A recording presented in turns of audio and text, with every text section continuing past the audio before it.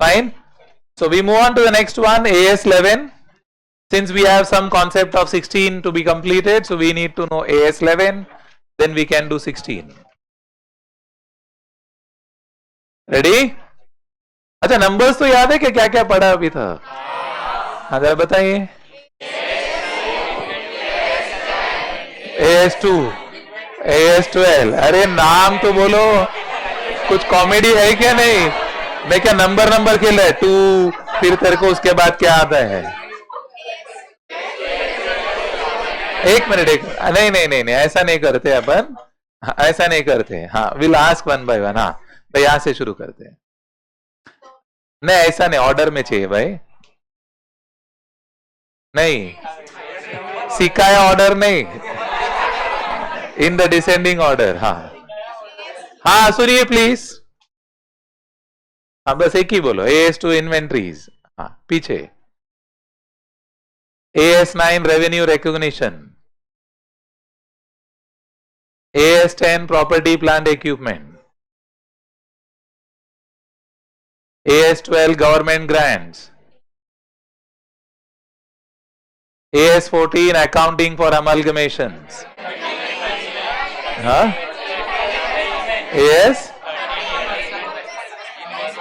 AS13 investment भूल गया. Alert है भाई, पब्लिक अपना एकदम जोरदार है. हाँ, AS13 इन्वेस्टमेंट, AS14 अमलगमेशन, दोनों उसने बोल दिया. हाँ. AS16 borrowing cost. पीछे बस उतना ही हुआ है. 23 नहीं स्टार्ट हुआ है आपका. ठीक है, चलो fine. Okay, so we move to 11. नहीं, we have to know it on finger tip. Yes, no choice. चलो fine. AS11 effects of changes in foreign exchange rates. क्या सुन लो.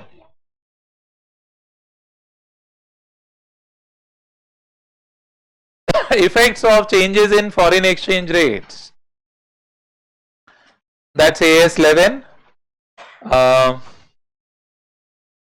फॉरेन एक्सचेंज के बारे में सुना है हमने जर्नल एंट्रीज भी आते हैं आपको. फॉरेन एक्सचेंज का जर्नल एंट्री भी आते हैं आपको. हाँ तो पूछ रहा हूं मैं, नहीं आते आपको? हाँ नहीं, will take from the zero level और will start from the mid level. That's a question. Zero level. ठीक, ओके, ठीक है. हाँ, जीरो लेवल बोला आप, जीरो करके नहीं बोला मैंने. अपने आप को क्रिटिसाइज पहला करने का बस. दुनिया बोले नहीं बोले, अपन बोल नहीं है. चलो फाइन, नो प्रॉब्लम. या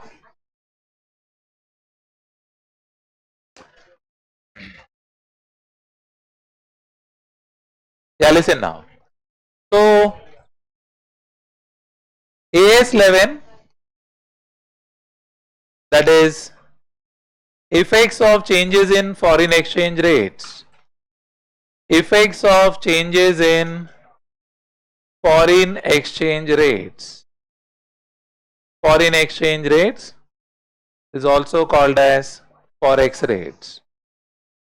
Short form forex rates बोलते हैं, which is nothing but foreign exchange rates. ठीक है. हाँ, इसका बेस स्ट्रॉन्ग कर लो, बिकॉज AS11 में भी आएगा, 16 में बोरोइंग कॉस्ट में है, और जो ब्रांच चैप्टर कर रहे हैं वहां पर फॉरेन ब्रांच है, फॉरेन ब्रांच में भी आएगा. एंड CA फाइनल में जाओगे, एडवांस फाइनेंशियल मैनेजमेंट AFM करके, वहां पर पूरा 35-40 मार्क्स का सेक्शन है on derivatives and foreign exchange transactions. Derivative not D by dx. No dy by dx.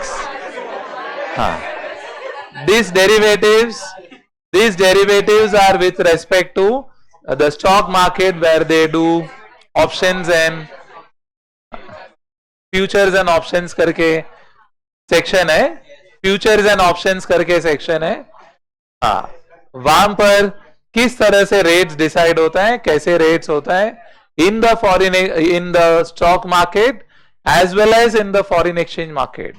That's how it is connected. So दो जगह पर इसका मतलब वो डेरिवेटिव्स का जो चैप्टर है वो दो जगह पर अप्लाई होगा. स्टॉक मार्केट में भी अप्लाई होता है in the pricing of shares, options and futures and options and call and put and all. As well, the same thing is done in foreign exchange values. The people trade in foreign exchange. जैसे shares खरीदते हैं वैसा लोग क्या करते हैं, dollars खरीदते हैं, डॉलर बेचते हैं. जैसे शेयर्स का ट्रेडिंग होता है वैसे फॉरेन एक्सचेंज का ट्रेडिंग होता है. That's a very very big market where people trade in foreign exchange. Then there is also a market which trades in commodities. Commodities in the sense people purchase these commodities in the market and buy and sell them in bulk quantities. That's another futures and options which works. Just I am saying this so that you have a very clear pathway कि काम पर इसके असर आएगा और काम पर इसके यूटिलाइजेशंस होंगे, so that ये जो बेस मतलब योर इसका जो बेसिक्स है आज हम डिस्कस कर रहे हैं. So maybe this stays with you lifelong, but the basic of it we'll do it today and then progressively take it to AS11, 16 branch and other things.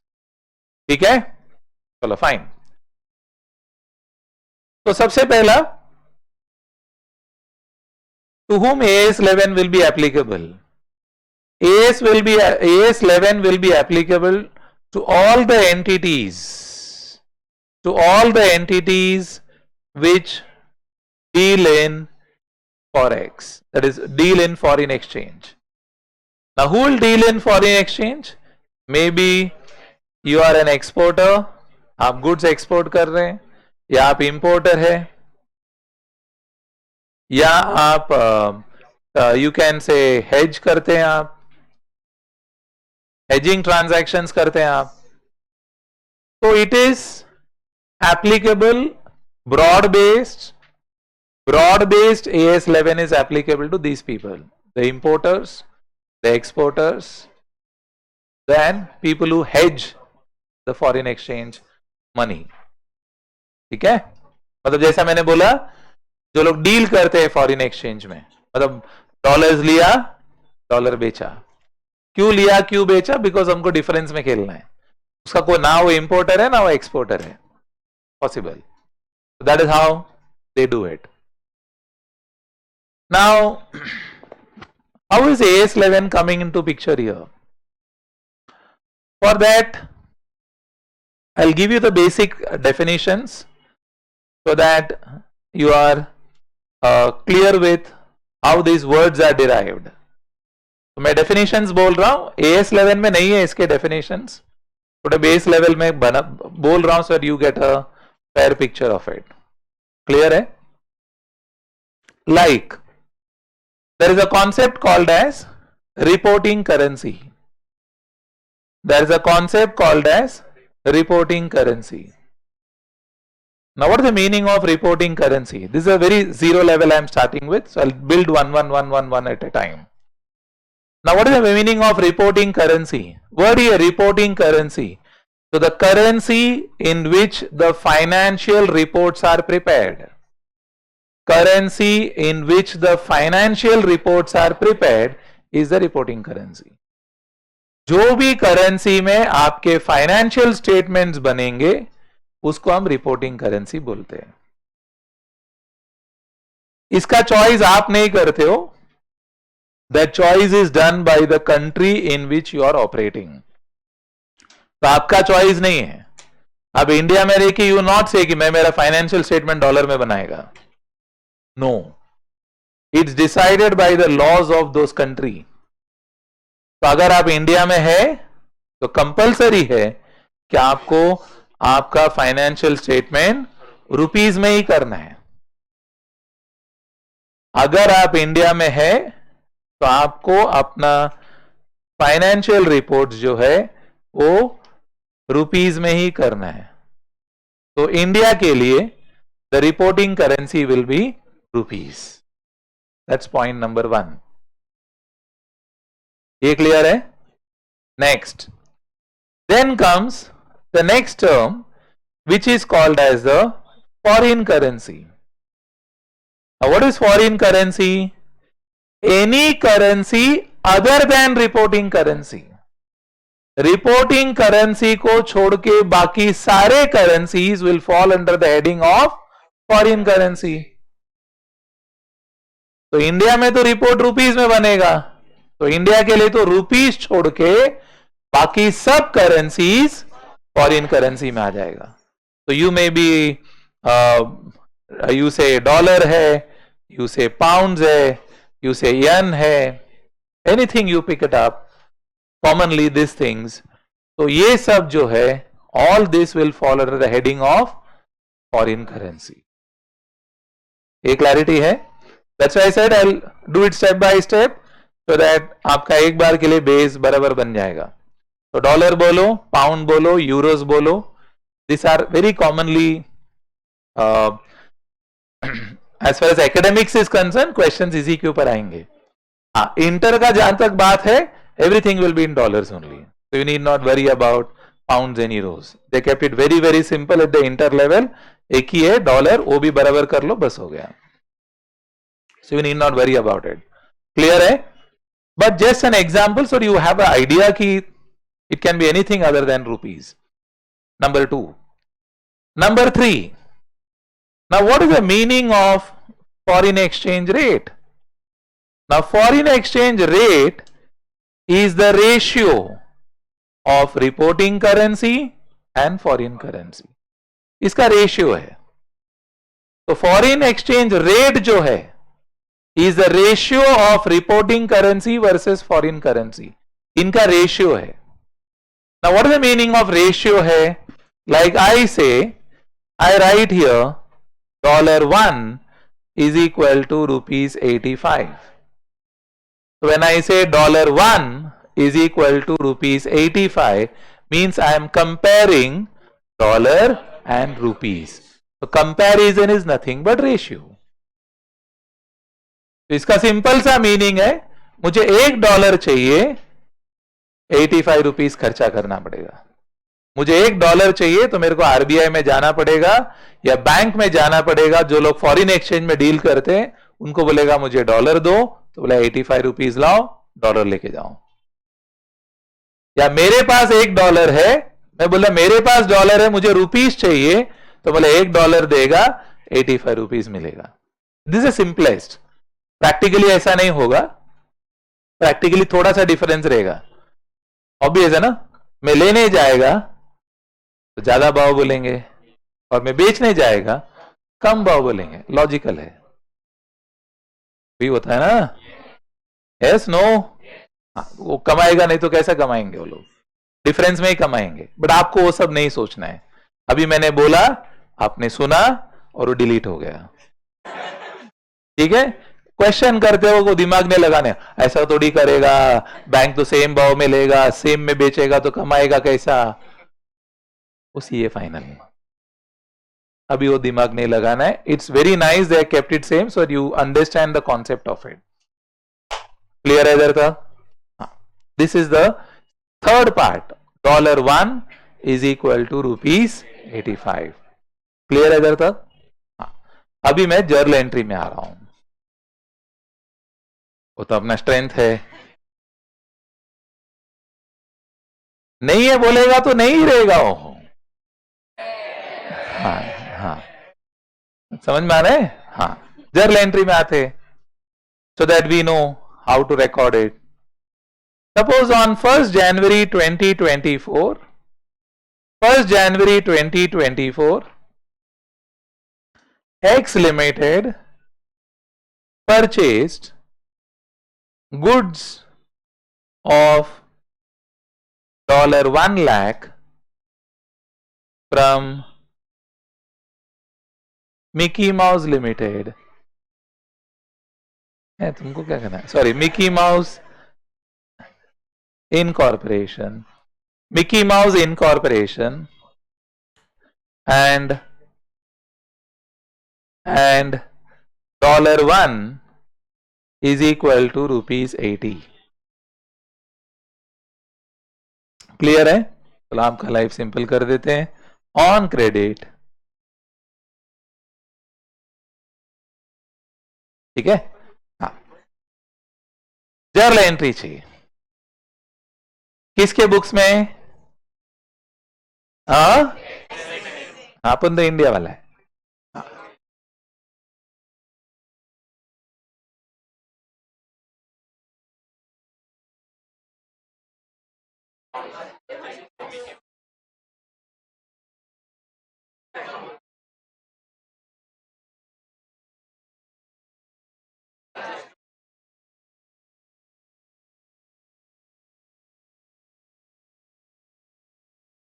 रुका है ना आप लोग के लिए. हाँ, जर्नल एंट्री कोरस में बोल रहे हैं आप लोग. हाँ समझ गया. हाँ ठीक है, आपका मर्जी है, बोलिए.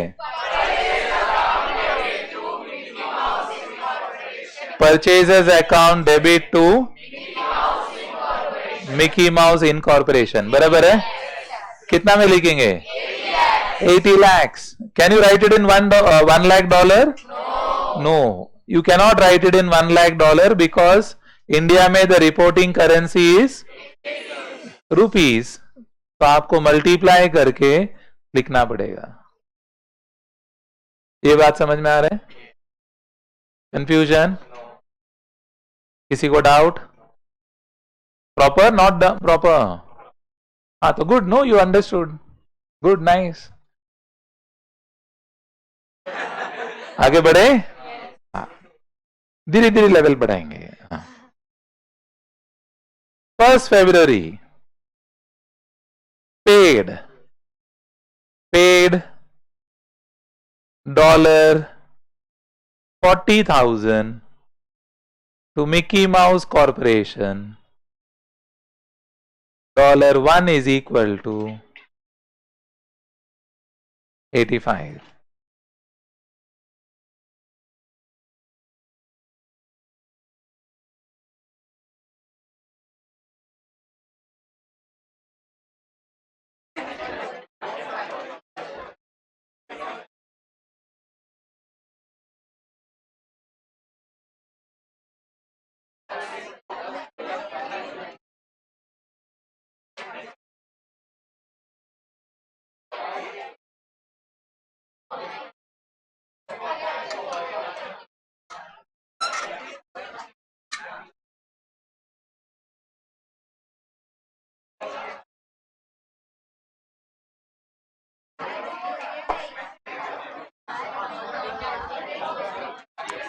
ओके,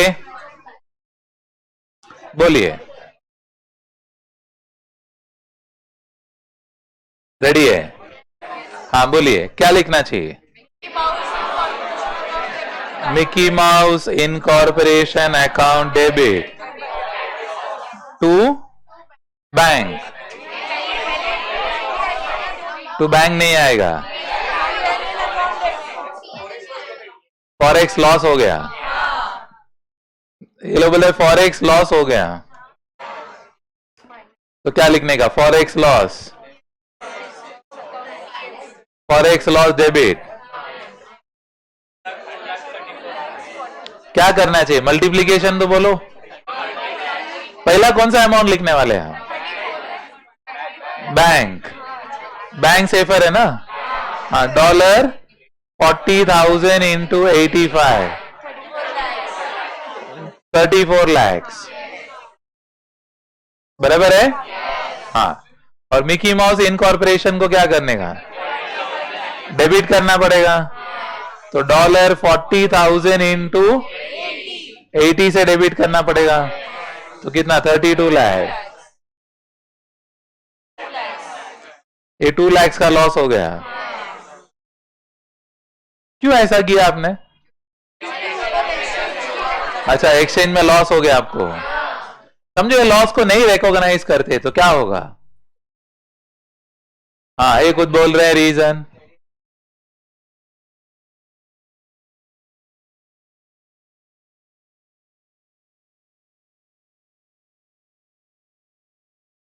ये बोल रहे हैं अगर हम 85 से करते जाएंगे तो क्या होगा मालूम है ना? इधर 80 लाख से डेबिट हुआ है और मालूम पड़ा अपन $1 लाख भर के आया. तो $1 लाख 85 में भर के आया तो क्या होगा? मिकी इनकॉर्पोरेशन कितना से डेबिट हो जाएगा 85 और उसको देने का कितना है तो मालूम पड़ा मिकी इनकॉर्पोरेशन डेटर हो गया और कुछ दिन के बाद उसको फोन करके 5 लाख बोला काय का 5 लाख मेरा तो कोई लेना देना है ही नहीं इंपॉर्टेंट नहीं जिसको भी लगा ये नहीं करना चाहिए very nice you all thought I am happy that you thought but जिसको भी लगा नहीं करना चाहिए प्रॉब्लम वो होगा कि if you start debiting at 85 जबकि क्रेडिट कितने से किया है तो अगर आप 85 से डेबिट करोगे धीरे धीरे क्या हो जाएगा वो डेटर हो जाएगा एंड डेटर होगा तो मालूम पड़ा आप बोल रहे हो पैसा लेना है जबकि पैसा लेना ही नहीं है वो बोलेगा मुझे तो डॉलर से लेना देना है मेरे पास तो $1 लाख ही आया कहां ज्यादा पैसा आया He'll say, why should I pay you? I'll not pay. I wanted $1 lakh. That's all.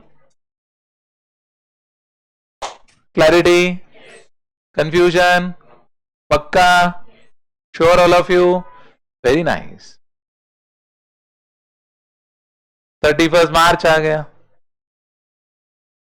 $1 is equal to ₹83. क्या करना चाहिए? नहीं इतना ही डेटा दिए आपका चॉइस है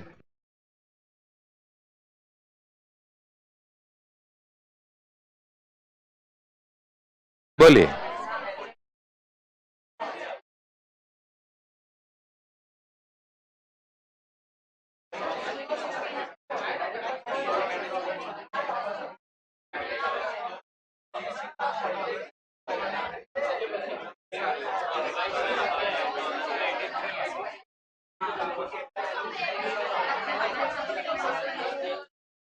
$1 equal to ₹83.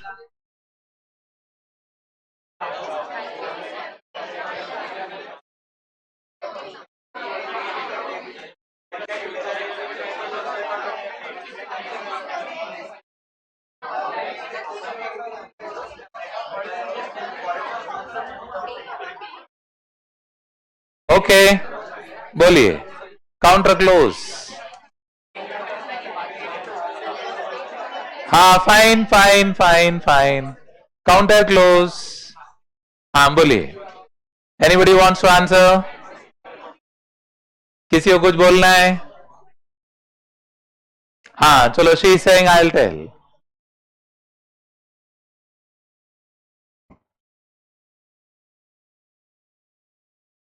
प्रॉफिट हो गया कैसा प्रॉफिट हो गया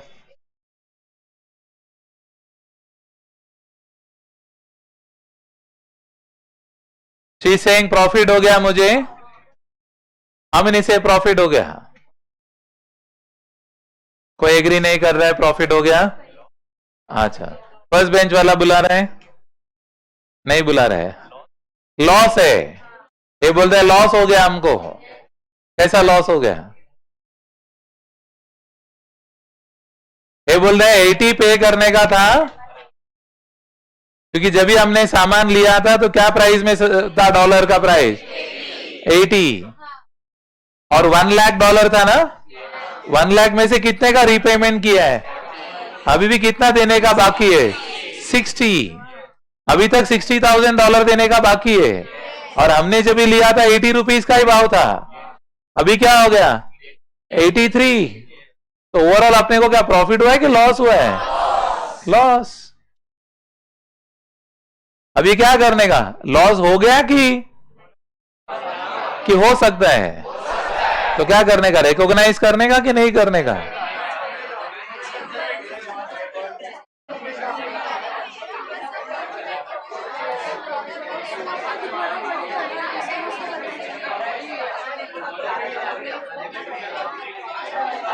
हाँ नहीं करना चाहिए नहीं कम हुआ ना हमको क्या प्राइस से देना था $80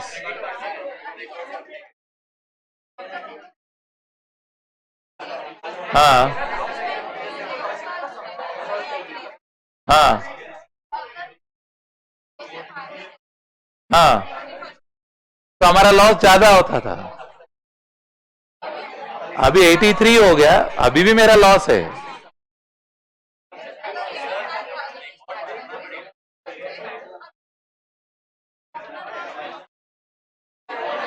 मुझे आपको 80 रुपया देना था डॉलर, $1 देने के लिए 80 रुपया खर्चा करना पड़ता था। अभी मुझे 80 रुपया नहीं, मैं आरबीआई के पास गया, बोला 83 रुपीज दे तो ही डॉलर देगा। क्योंकि जो मिकी है, एक minute, Mickey will take the money only in dollars. Mickey rupees में पैसा नहीं लेगा।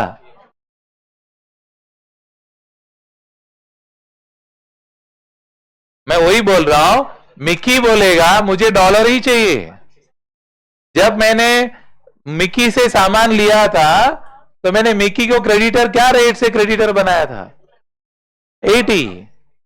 अब वो समझो ना, उसको 80 रुपया ही देना था। 1 लाख डॉलर के हिसाब से 80 लाख ही देना था। अब क्या हो गया? 83 हो गया। समझो मैं कुछ भी नहीं भरता था तो $1 लाख के लिए मुझे 83 लाख खर्चा करना पड़ता था। I would have lost 3 lakh no. वो बात का बात है। पहले 31 मार्च तक लेके आओ, उसके बाद क्या होता है मैं बताऊंगा। पहले 31 मार्च तक लाओ। हेलो, क्या करना पड़ेगा? AS11 says whatever is the profit or loss, even it can be profit, so let's not debate later on. AS11 says profit भी होगा कि लॉस होएगा, वो आपको रिकॉग्नाइज करना पड़ेगा on the reporting date. Reporting date, not आप suddenly मालूम पड़ा 25 मार्च को रेट कम हो गया, बोला मेरे को प्रॉफिट हो गया, नहीं। रिपोर्टिंग डेट और the date of payment. Reporting date पे करो या तो पेमेंट और पैसा मिला दिया वो दिन करो। तो 31 मार्च इज अ रिपोर्टिंग डेट। तो रिपोर्टिंग डेट में मेरे को बोलना पड़ेगा कि मिकी का जो $60,000 बाकी है वो अभी तक क्या रेट से था? 80, बट अभी 80 का रेट पे नहीं है, तो वी विल हैव टू पे 3 रुपीज मोर। तो उसके कारण क्या होगा? लॉस। तो जर्नल एंट्री क्या होगा? Forex loss to what? Mickey incorporation, to Mickey Mouse incorporation. Why? Amount जो एक्स्ट्रा पे करना है वो किसके लिए है? मिकी माउस के लिए। Mickey Mouse will be the revise creditor. Mickey Mouse is a revise creditor. Are we communicating? I repeat once again, ध्यान से सुन लेना। 80 लाख देने का था, हिसाब देखो बराबर। 80 लाख देने का था, उसमें से मिकी माउस डेबिट कितने से हो गया? 32 लाख। 80 लाख देने का था, मिकी माउस डेबिट हो गया 32 लाख से, तो 48 लाख पेंडिंग है। बट अभी 48 लाख पेंडिंग नहीं है। 48 लाख तो 80 रुपीज के हिसाब से, जैसा $60,000 इंटू 80 रुपीज के हिसाब से। बट अभी 80 रुपीज का रेट नहीं, कितने का रेट हो गया? 83। तो मुझे 3 रुपया एक्स्ट्रा देना पड़ेगा, तो मेरा क्रेडिटर रिवाइज होएगा।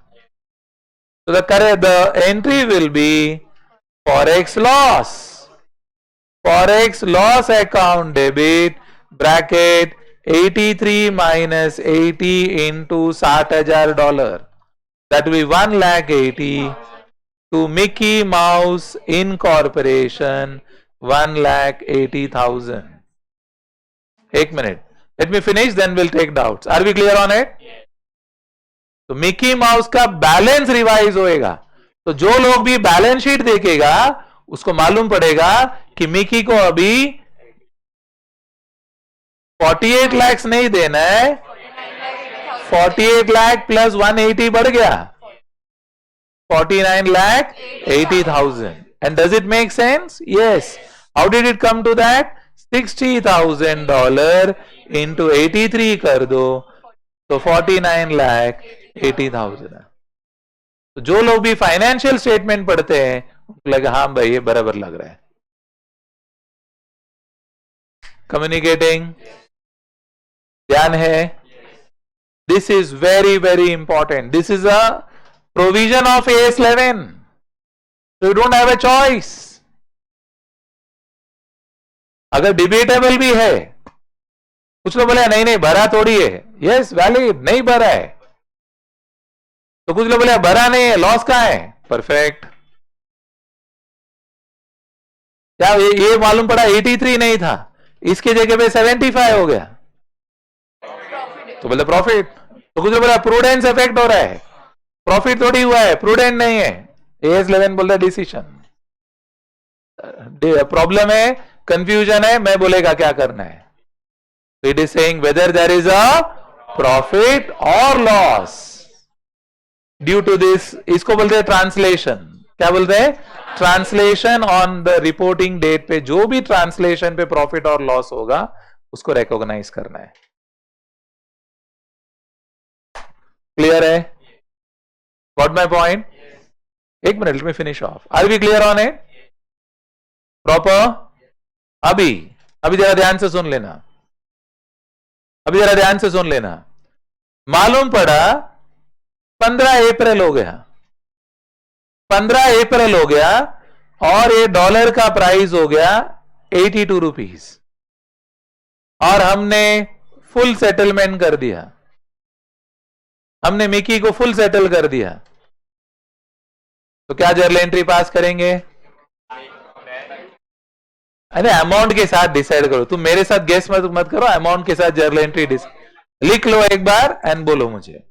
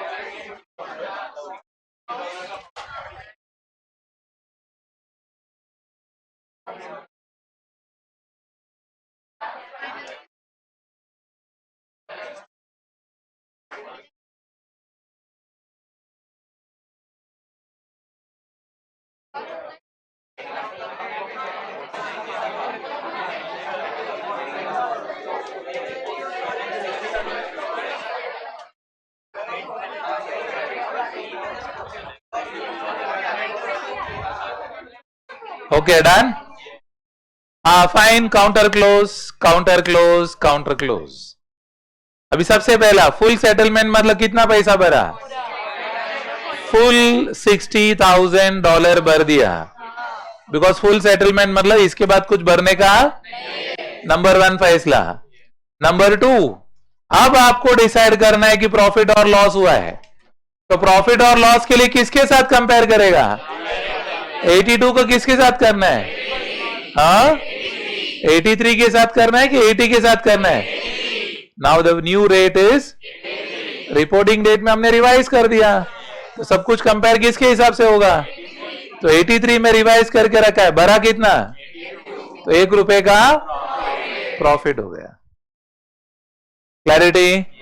अब अमाउंट कैसे भरोगे? जर्नल एंट्री लिख लो, बाद में अमाउंट भरो.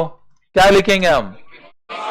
Mickey Mouse incorporation debit to bank to forex gain. पहला कौन सा अमाउंट भरेंगे हम? मिकी माउस भर दो. $60,000 इंटू क्या रेट से करेंगे?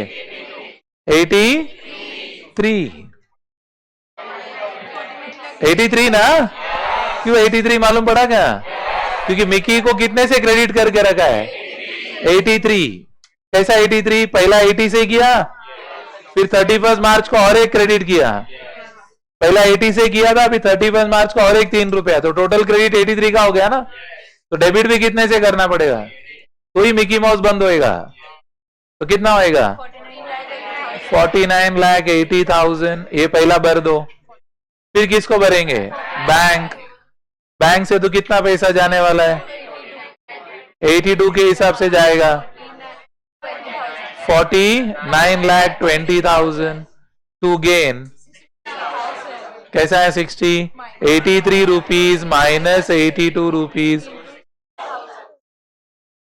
ऐसा करने का। रफ आइडिया आया? जर्नल एंट्री का रफ आइडिया आया? तो आपको प्रेजेंट पहला ये बेसिक है, this just I have discuss the basic so that the provision applications now will be much better off. You will know what's translation and all those stuff. किसी को कुछ पूछना है? अभी पूछ लो। आपको कुछ पूछना है? बोलो।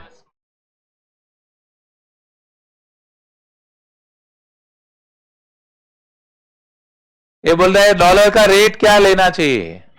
डॉलर का रेट में वी हैव क्या बोल रहे, whatever is the rate they will announce for the day, that's average for the day.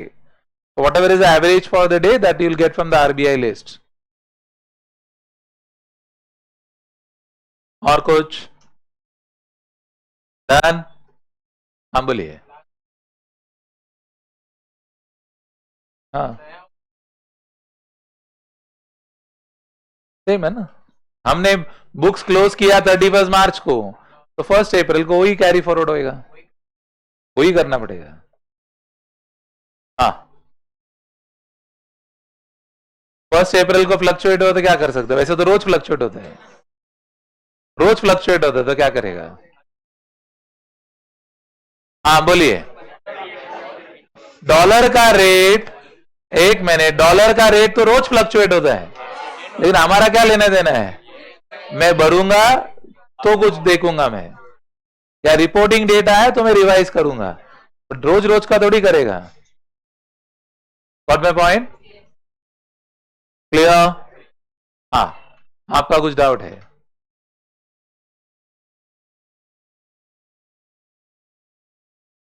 हाँ नहीं ना, 31 मार्च को जब भी क्लोज करेंगे, 31 मार्च को जब भी क्लोज करूंगा बुक्स, तो तभी तक का जो भी फॉरेक्स लॉस गेन है एक साथ एक्यूमुलेट होके पीएनएल में जाएगा, ये तो नेक्स्ट ईयर में जाएगा, उसका कोई कनेक्शन नहीं होगा। 31 मार्च तक का total profit, total forex loss या total forex gain will go to the PNL. हाँ और बोलिए। हाँ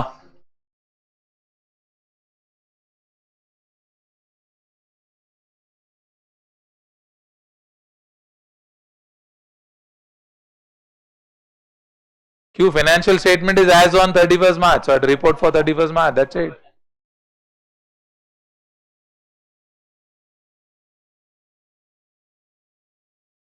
Yeah, you have to do a forecast, that's your choice. आप इतना एक्टिव इन्वेस्टर है, कितना पैसा लगा, all those stuff is different. Are we clear on it? आप बोलिए और क्या? क्लियर है? क्लियर? Not clear? फाइन। तो this is a very basic of it which we have discussed. क्या क्या हमको मालूम पड़ा? रिपोर्टिंग करेंसी, मीनिंग क्लियर हुआ? किसको एप्लीकेबल है? एक्सपोर्टर, इंपोर्टर, जो लोग हेज करते हैं। और क्या सीखा हमने? Reporting currency in which the financial reports are prepared in India, the reporting currency is rupees, उतना ध्यान रखना, बस हो गया। Foreign currency other than reporting currency is foreign currency, and forex rate, ratio of the reporting currency and foreign currency. Are you clear on it?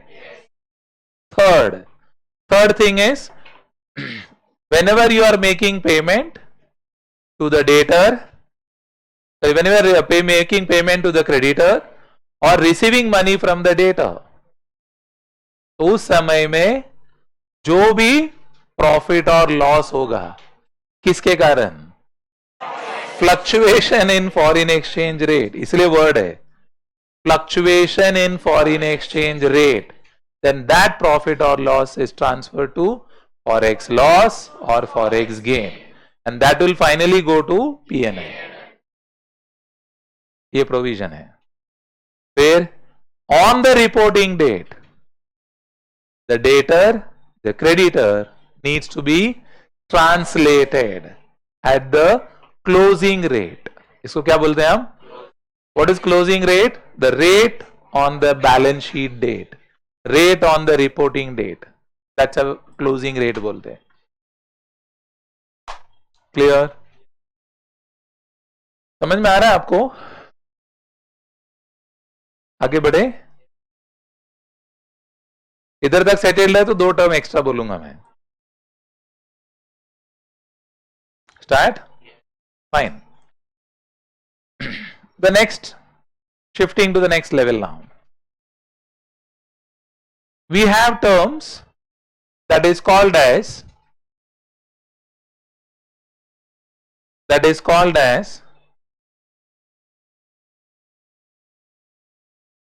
monetary items and non-monetary items. Monetary items and non-monetary items. अब ये important concept है because इसके ऊपर आपका translation depend करेगा कि 31 मार्च को translate करने का नहीं करने का, वो इसके ऊपर डिपेंड करेगा. तो ये कॉन्सेप्ट क्लियर रहेगा तो आपका ब्रांच बराबर होगा. उसमें ट्रायल बैलेंस को ही कन्वर्ट करने का रहेगा. फॉरेन एक्सचेंज ट्रायल बैलेंस रहेगा, उसको इंडियन रुपीस में ट्रांसलेट करना पड़ता है क्योंकि आपका एक ब्रांच सिंगापुर में, तो सिंगापुर का रिपोर्ट्स मंगाया तो सिंगापुर का रिपोर्ट सिंगापुर डॉलर में आया, बट हमको इंडिया में रिपोर्ट करना है उसको तो रुपीस में कन्वर्ट करना पड़ेगा. तो उसमें प्रॉफिट और लॉस कैसा ढूंढने का? The treatment is not same for monetary and non monetary. The treatment is different. What I have taken is a very basic example, but where I classified it for you. That will be done by you on your own. ठीक है? Fine. What is the meaning of monetary? The assets or liabilities. The assets or liability, the amount of which to be received or paid is predetermined. Assets or liability which is to be received or paid, the amount of it is predetermined. Predetermined है कि इतना ही पैसा आएगा, इतना ही पैसा देना पड़ेगा. Predetermined है. That is a monetary item. Where it is not predetermined, non-monetary. सुन रहे क्या आप? हाँ, अभी मैं क्वेश्चन पूछेगा. ये आपका जो मिकी माउस है, मिकी माउस था ना? हाँ, मिकी माउस का जो था हमारा मिकी माउस इनकॉर्पोरेशन, $1 लाख का आपने सामान खरीदा था ना, तो मिकी माउस साहब हो गए आपके क्रेडिटर. ये कौन से कैटेगरी में आएंगे? मॉनेटरी और नॉन मॉनेटरी?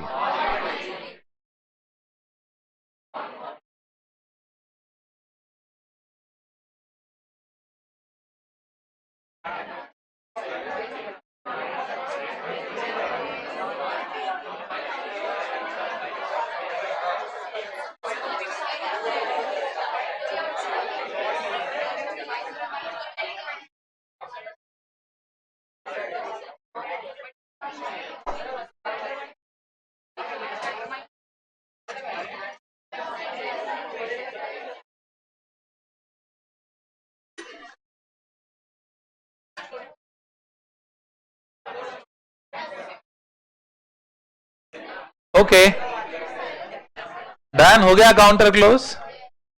हाँ बोलिए. How many say it will be monetary and how many say it's non monetary and how many say either of them? It's okay. How many say it depends? ऐसा भी रहेगा ना, depends. अच्छा, ऐसा भी लोग हैं, वेरी नाइस। अच्छा है तुम्हारा, जहाँ आर्टिकलशिप जाएंगे आप और वो क्वेश्चन पूछे, डिपेंड्स, आप बताइए मेरे लिए तो सब डिपेंड्स है, बोले इसका मतलब तू डिपेंडेबल नहीं है, ऑब्वियस है ना। चलो fine, how do you determine, what is the reason, those who said monetary है, those who said non monetary है, चलो he is answering।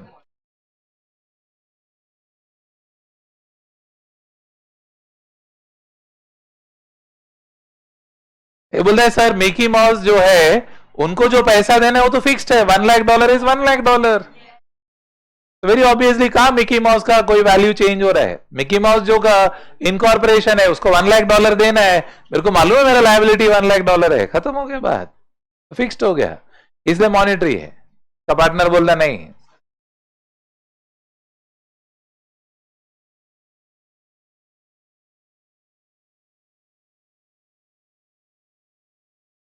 ये बोलता है रिपोर्टिंग करेंसी के हिसाब से अमाउंट फ्लक्चुएट होते जा रहा है। Very good, very correct.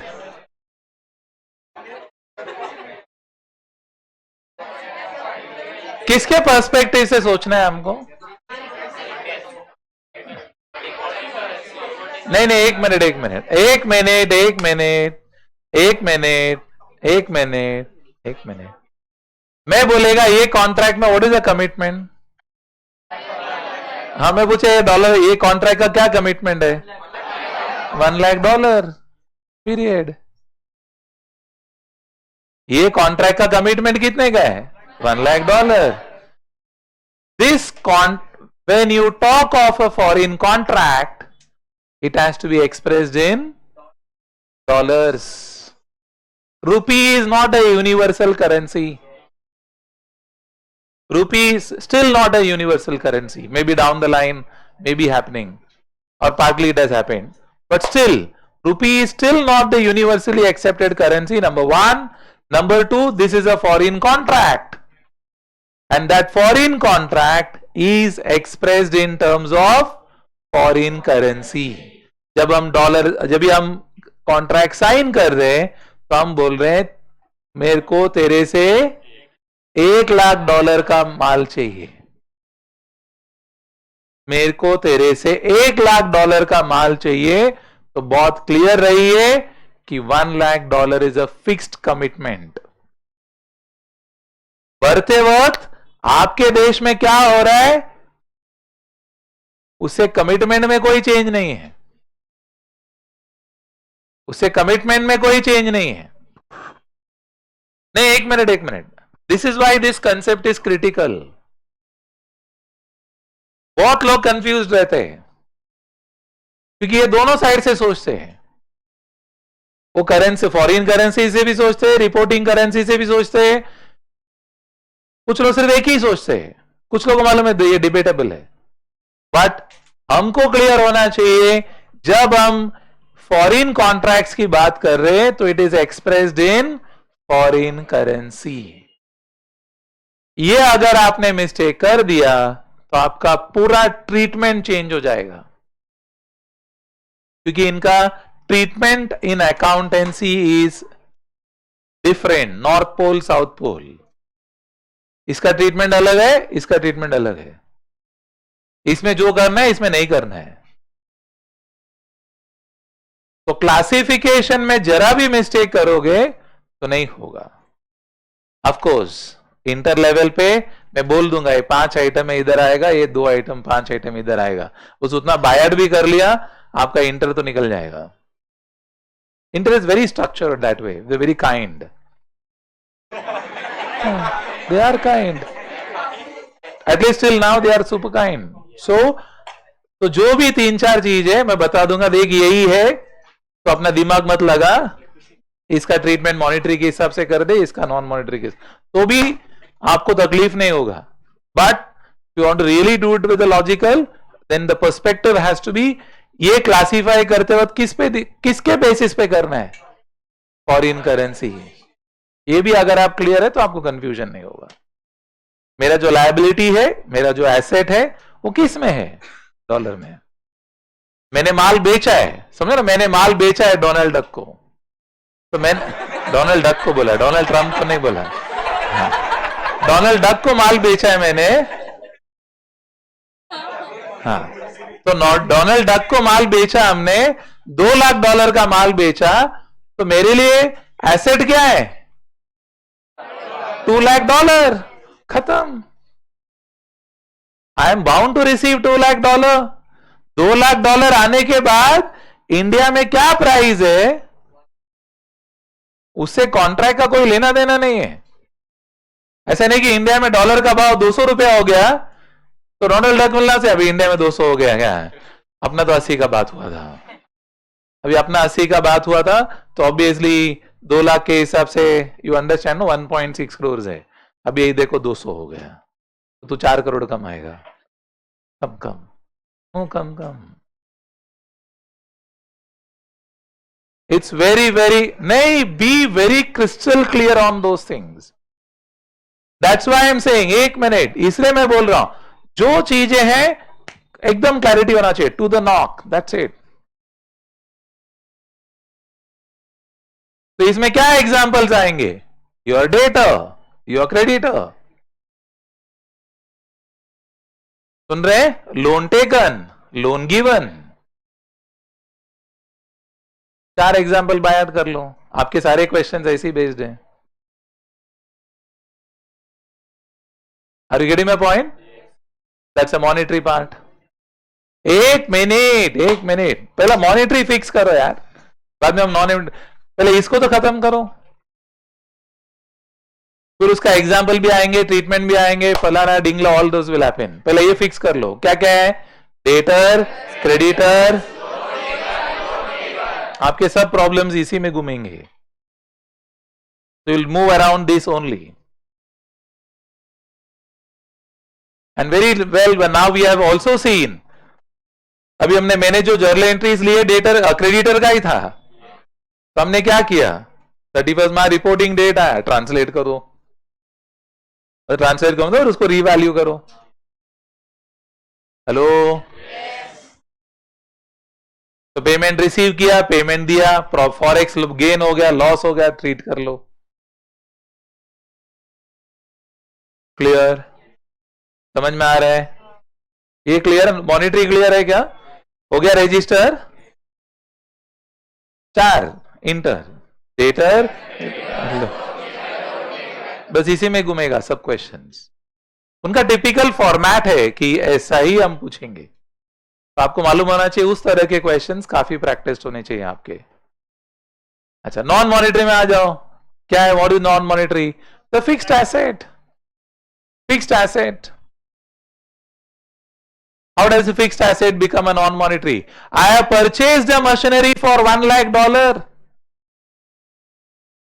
Suppose you got a machine from like like for example HAL, Hindustan Aeronautics Limited. So Hindustan Aeronautics Limited purchased a machinery from Rolls-Royce. तो Rolls Royce से machine लेके आया for making helicopters, तो machine लेके आया, $1 लाख का machine लेके आया। कितने में लिया? $1 लाख। अब यही मशीन मालूम पड़ा इंडिया का कंडीशन में सूट नहीं हो रहा है, मेरे को बेचने का है, जाएगा $1 लाख में? नहीं जाएगा। 31 मार्च आ गया, 31 मार्च आ गया, तो वैल्यूएशन किसके बेसिस पे होएगा? रुपीस। मैं बोले अरे भाव बढ़ गया प्लांट एंड मशीनरी का, $2 लाख में बिक रहा है, क्या फर्क पड़ता है? और $2 लाख में बिकता भी रहेगा तो मेरा मशीन बिकेगा, क्या गारंटी है? गारंटी है? जैसा मिकी माउस कॉर्पोरेशन के साथ गारंटी था वैसा गारंटी है? डोनाल्ड डक के साथ जो गारंटी था वैसा है? नहीं। That will fall under what? Non monetary. इनसे क्या अमाउंट आएगा या पे करना पड़ेगा ये प्री डिटरमाइन नहीं है।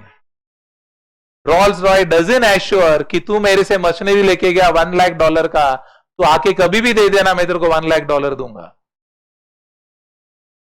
No commitment. आपके फिक्स्ड एसेट्स आ गए, आपके शेयर्स आ गए, आपने शेयर्स खरीदे हुए. मालूम पड़ा, you hold 5,000 shares of Apple. So you hold 5,000 shares of Apple Incorporation. You purchased it when the shares were $100. तो जब बेचने जाओगे, कमिटमेंट है $100 मिलेगा. हाँ, क्या हो सकता है, ज्यादा भी होगा, कम भी होगा. आपके जो इन्वेस्टमेंट्स है, शेयर्स में इन्वेस्टमेंट्स है, फॉरिन करेंसी का शेयर्स है, नॉन मॉनेटरी. आप सुन रहे हैं? समझ में आ रहा है कि नहीं? That will be non monetary. No translation. आपका सब्सिडरी है सिंगापुर में, उसका शेयर कैपिटल है. मॉनेटरी है, नॉन मॉनेटरी है? Non monetary. मैं शेयर्स बेचने को गया, जब ये लिस्ट किया, मैंने सब्सिडरी सेटअप किया, तो शेयर्स इशू किया था $100 में. अब my subsidiary is doing exceptionally well. अभी शेयर्स बेचने जाऊंगा तो $100 में बेचूंगा? नहीं. तो all those things will fall under non monetary. Hello, सब कुछ किसके टर्म, ये आ गया तो किसके टर्म में सोचना है? Foreign currency. Foreign currency. देशभक्ति, देश भावना नहीं लेके आने का. ये करते हो. Got my point? Clear on it? Any questions? हाँ. किसमें पेमेंट कैसा लेगा? मिकी माउस इनकॉर्पोरेशन पेमेंट किसमें लेगा? डोनाल्ड डक क्या पेमेंट में पेमेंट देगा? इज ही गोइंग टू सी कि तुम्हारा देश में क्या प्राइस है? नहीं. हाँ, बोला ना इतना सारा. एक और, आपका इन्वेंट्री है. इन्वेंट्री है ना? हाँ, हो सकते हैं आपका इन्वेंट्रीज पड़ा हुआ है. सिंगापुर में आपके पास इन्वेंट्री पड़ा है, आपके बुक्स में $1,000 का. How much you will realise? May be more than $1,000, less than $1,000, equal to $1,000. That's another example. ठीक है, fine, done. Clarity? Proper, not proper? Any doubt? Confusion? Fine. So that finishes the basic concepts of it. So now when you read the provisions, it will be easy. Clear on it? Achha, I'll leave you by 7:30. Huh? Wow. Avengers 7:30 को छोड़ दूंगा मैं, because I have some lecture placed. हाँ, हो गया happiness celebration. Foreign exchange में जितना मजा नहीं आया उतना मेरे को ब्रेक में आ गया. चलो, fine, done. Important points note कर लेते. Important points. हाँ, मॉनिटरी में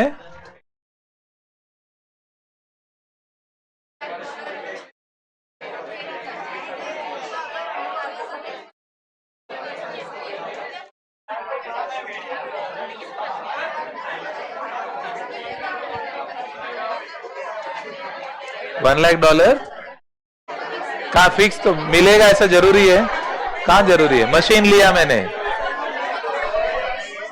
मैंने मशीन लाया फॉरेन से. तुम्हारा पप्पा टीवी लेके आया $1,000 का, बेचने जाएगा $1,000 मिलेगा? मिलेगा नहीं मिलेगा? हाँ, तो नॉन मॉनेटरी. लेकिन तुम्हारा पापा उधारी में लाया $1000 का, कितना भरना पड़ेगा? पापा को भरना कितना पड़ेगा? नहीं, $1000 का उधारी में टीवी लाया है, तो वो फिक्स्ड है, बट जो टीवी लाया वो फिक्स्ड है नहीं। हाँ चलो fine, done, write down. Heading लिखा आपने AS11, heading AS11, the effects of changes in foreign exchange rates. इसमें पेज छोड़ना है क्या फॉर द क्वेश्चंस? वो एक क्वेश्चन बाकी है ना अपना, अरे AS16 में एक क्वेश्चन बाकी है ना, उसको इधर ही कंटिन्यू करने वाले हैं कि बाद में लिखने वाले हैं? नहीं नहीं, जिसको जगह छोड़ना है छोड़ दो, जिसको नहीं छोड़ना है it's your choice. Write down, AC बंद करना है, ये वाला बंद करना है।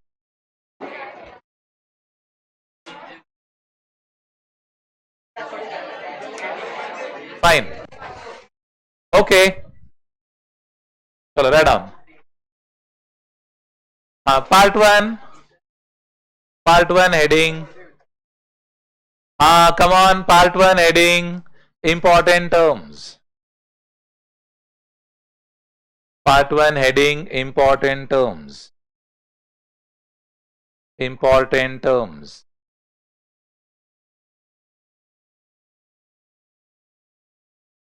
Important terms.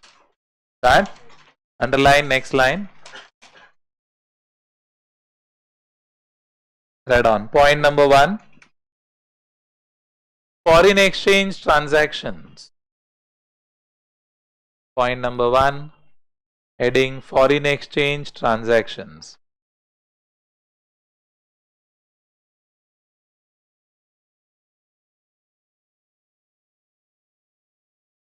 Right on. The transactions in terms of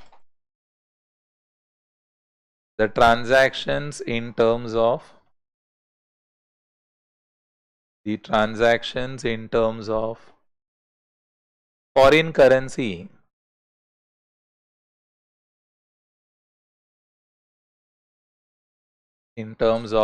currency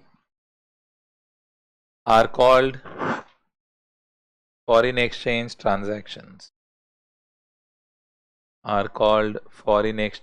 transactions.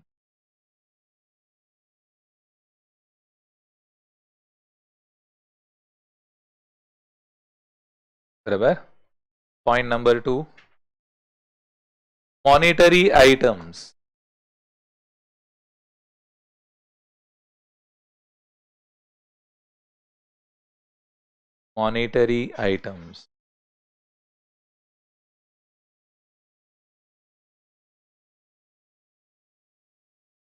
Add on. Important है। The assets and liabilities.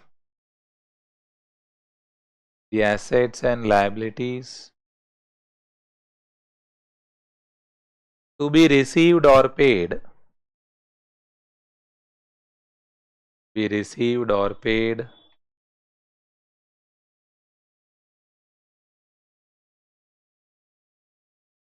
Is contractually fixed.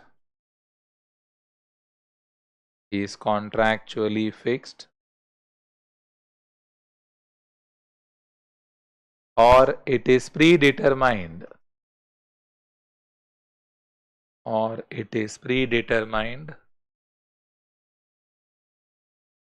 Are called monetary items.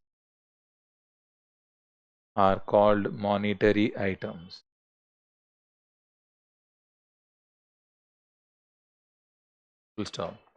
Example: debtors, creditors,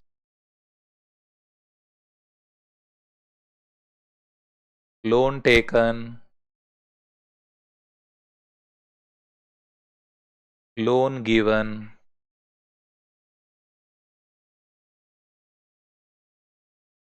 comma, cash/bank balance,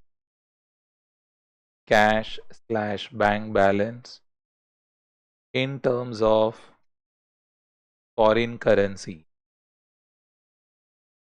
In terms of foreign currency, etc. Clear? अच्छा, उस पे ऊपर लिखा है ना, is contractually fixed, ऐसा लिखा है ना, उधर पेंसिल से अंडरलाइन करके लिखो, कॉन्ट्रैक्चुअली फिक्स्ड, उधर अंडरलाइन करके लिखो, think in terms of foreign currency, think in terms of foreign currency. परीक्षा में मत लिख के आना, तुम्हारे लिए बोला है मैंने, वो AS11 में नहीं लिखा है, तुम कंफ्यूज हो जाते हो इसलिए बोला है. थिंक इन टर्म्स ऑफ, क्योंकि ये धर्म संकट बार बार आएगा.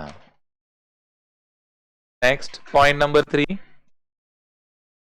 Non monetary items. Point number 3 heading non monetary item. Write down. Assets and liabilities. Assets and liabilities to be received, to be received or paid, to be received or paid is not, underline the word not, is not contractually fixed, is not contractually fixed.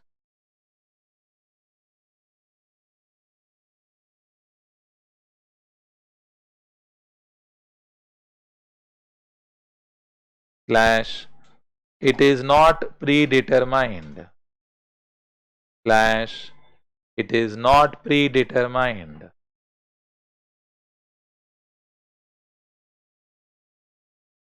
Are called non-monetary items. Are called non-monetary items. Barabar? Example, fixed assets, sorry, you can say fixed, yeah, you can say fixed asset mat likho. Example, tangible assets, intangible assets, tangible assets, comma, intangible assets,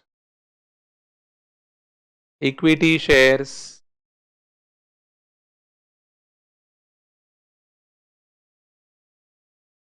inventories,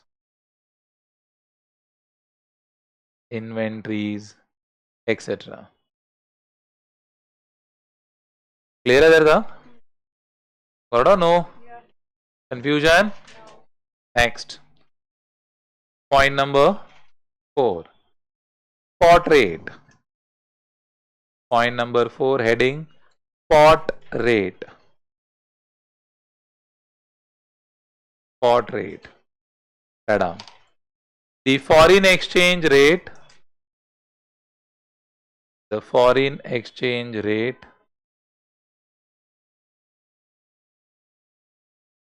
at present. Foreign exchange rate at present is called spot rate. Is called spot rate. Are you clear? कोई बोलेगा spot rate क्या है? आज spot rate क्या है मतलब क्या? आज का रेट क्या है? तो यू से आज का डॉलर का रेट क्या है? Somebody says $1 is equal to 84 rupees. That becomes a spot rate. So spot rate will keep changing. Spot rate will keep changing. It's not fixed. That's why I've written at present. जो दिन का बात कर रहे हैं वो दिन का स्पॉट रेट है. समझ में आ रहा है क्या? Clear or no? Next. Point number 5. Closing rate. Point number 5. Closing rate. The foreign exchange rate. The foreign exchange rate on the reporting date the foreign exchange rate on the reporting date. What is the meaning reporting date? Balance sheet, financial statement. अभी उतना आपको समझ बढ़ जाना चाहिए. On the reporting date is called closing rate. Is called closing rate.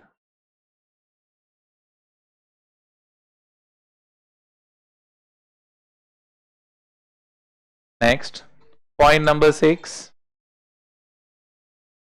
Historic rate. Point number 6. Historic rate. Write down. The foreign exchange rate. The foreign exchange rate on the date of transaction. The foreign exchange rate on the date of transaction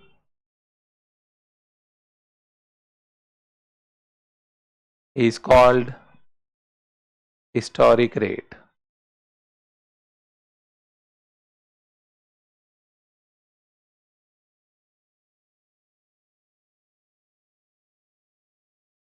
Are you clear? जैसे ये problem में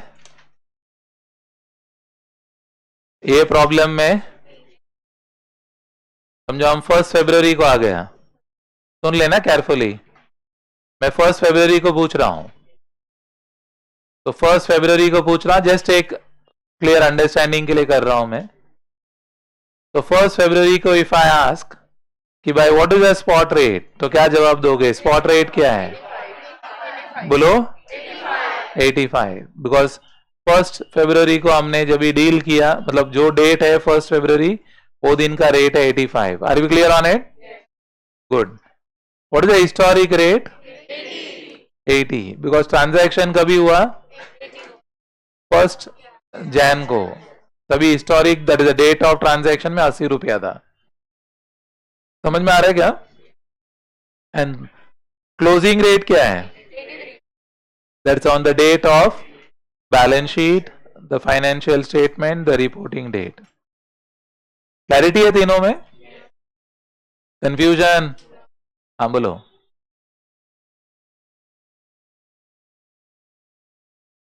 क्या हो गया? 15 April को वो पूछ रहा है कि हिस्टोरिक रेट क्या बोलेंगे हम?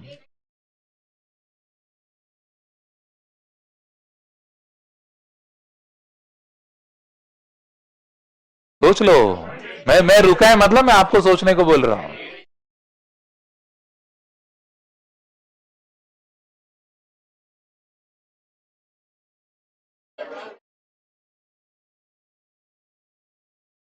हाँ मैंने क्या बोला? कभी भी तकलीफ है तो क्या पढ़ने का? प्रोविजन. अपना दिमाग का एक्स्ट्रा टिंज नहीं लगाने का. Provision AS11. समझ में आ रहा है? हाँ. तो अपना दिमाग नहीं लगाने का. हाँ बोलिए. प्रोविजन क्या बोल रहे हैं? On the date of transaction. 15 April को भी पूछेगा when did the transaction happen? 1 Jan. And what was the rate on 1 Jan?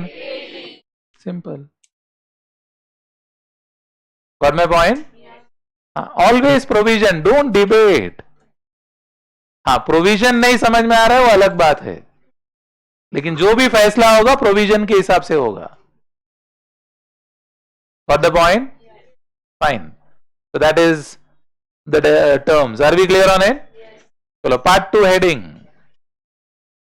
Initial recognition. Part 2 heading.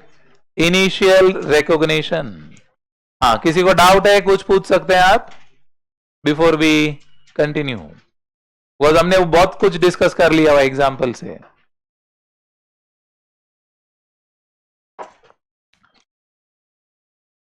हाँ रेडी? इनिशियल रिकॉग्निशन बोलिए. इसका तो मीनिंग आपको मालूम है, ये तो हर जगह पे आता है. हम बोलो.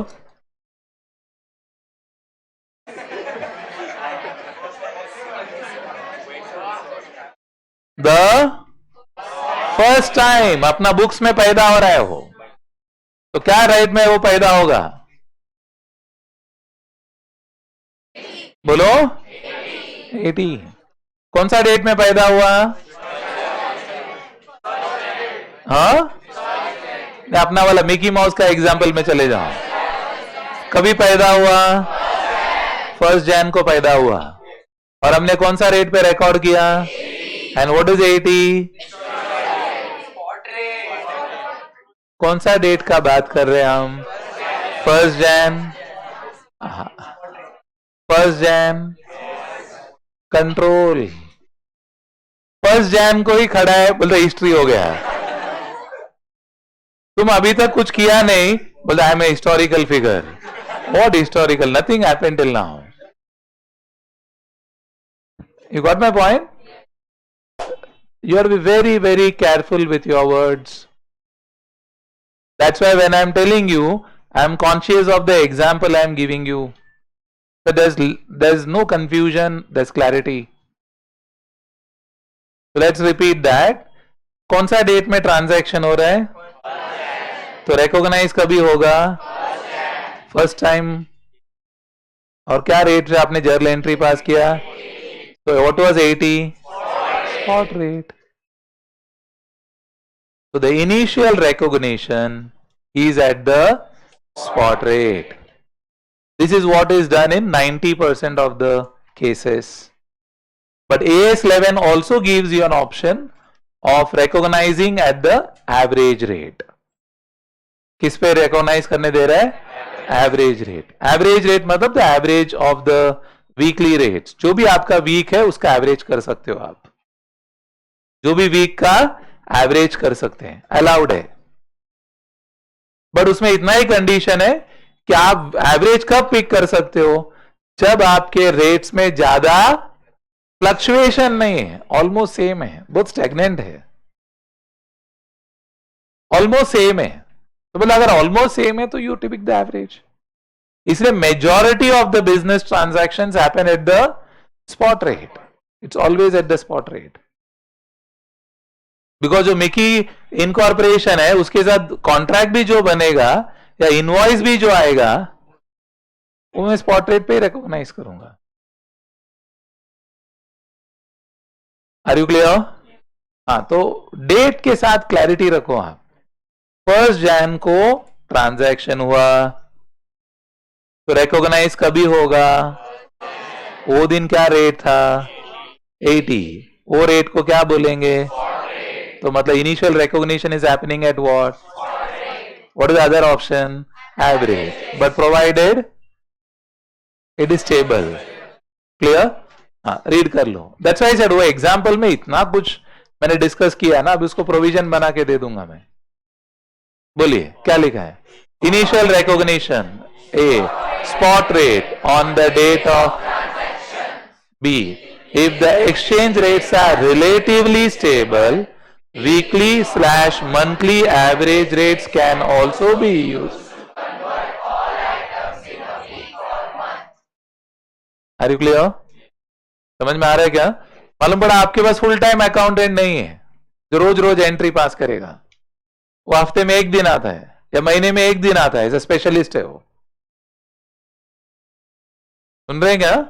They can't afford a full time chartered accountant. तो बोले मैं अब महीने में एक दिन आएगा, जो भी इंपॉर्टेंट ट्रांजैक्शन है करके जाऊंगा मैं। तो ऑब्वियसली वो महीने में एक दिन आने वाला है, तो बोलता वो ठीक है, वो महीने का रेट निकालेगा, एवरेज निकालेगा, सब एंट्रीज पास करेगा, चला जाएगा। That's why that flexibility is है, बट कंडीशन है कि स्टेबल होना चाहिए, तो miss use doesn't happen. Clear है? नोट डाउन कर लो। Part 2 heading, initial recognition. Add on. The initial recognition of foreign exchange transactions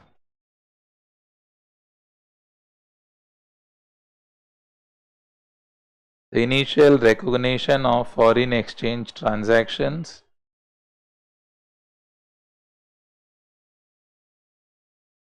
is at colon, next line, Sub point A,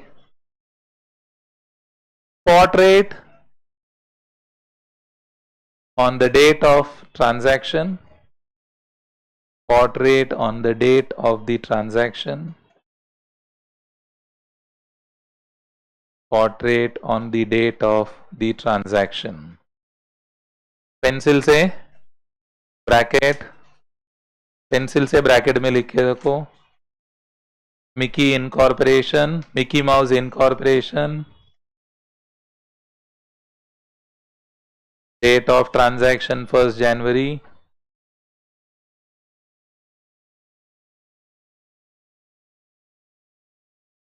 date of transaction 1st January, comma, spot rate is equal to rupee, spot rate is $1 equal to rupees 80. Spot rate is $1 equal to rupees 80. 8080. First bench वाला 85 लिख रहा है, देखो ये dangerous लोग हैं। मैं इधर बाजू में खड़ा रह के बोल रहा है 80 तो 85 लिख रहे हैं, मेरे ख्याल से वो पीछे जाते जाते उधर कोई मतलब 58 लिख रहा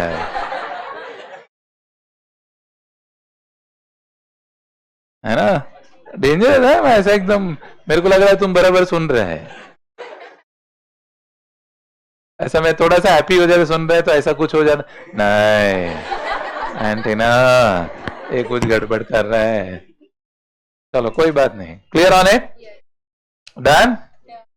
नेक्स्ट पार्ट, हाँ सॉरी सेकेंड पॉइंट नहीं लिखा है, सब पॉइंट बी, सब point be down, if the exchange rates, if the exchange rates are relatively stable, the exchange rates are relatively stable, then relatively stable, then weekly slash monthly average rates, weekly slash monthly average rates can also be used,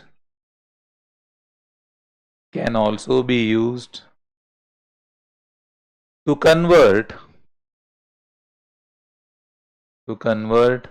all the items in a week slash month, in a week slash month. Are we clear on it? समझ में आ रहा है? चलो fine, next, next क्या है बोलो, बोलिए, कभी है सबसीक्वेंट रिकॉग्निशन, बोलो, वो तो कॉपी कर रहे हैं आप, हाँ जो लिखा रिपोर्टिंग बैलेंस शीट बराबर है, आप अपना दिमाग नहीं लगा रहे हैं, हाँ उधर पार्थ भाई बुला रहा है, रिपोर्टिंग और transaction,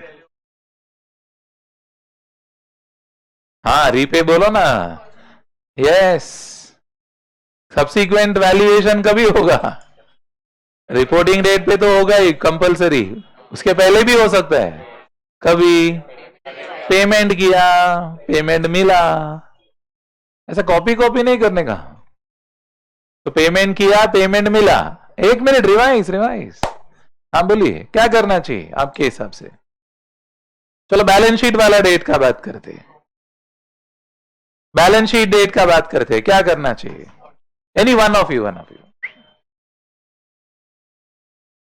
any one of you, चलो ये बोल दे, मैं बोलने वाला हूं,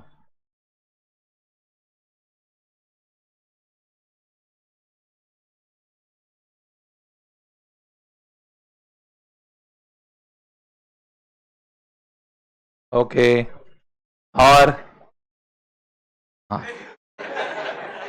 ओके, और फिर भी words missing, some words to be add, modified, anybody, बराबर वर्ड बोलो,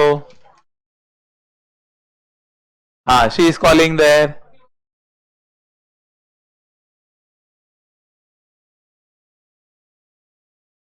हाँ, जो भी वर्ड जाते हैं बोलिए. हाँ, बराबर सुनो, बिकॉज में वापस बोलेगा, कुछ गड़बड़ रहेगा मतलब प्लस माइनस कर.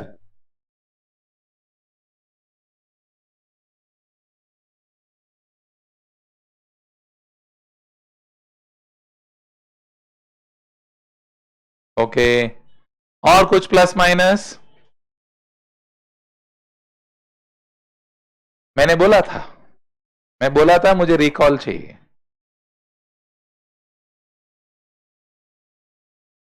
हाँ.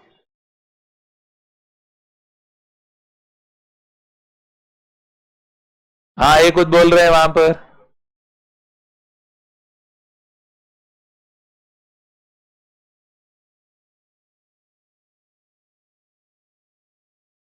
ओके.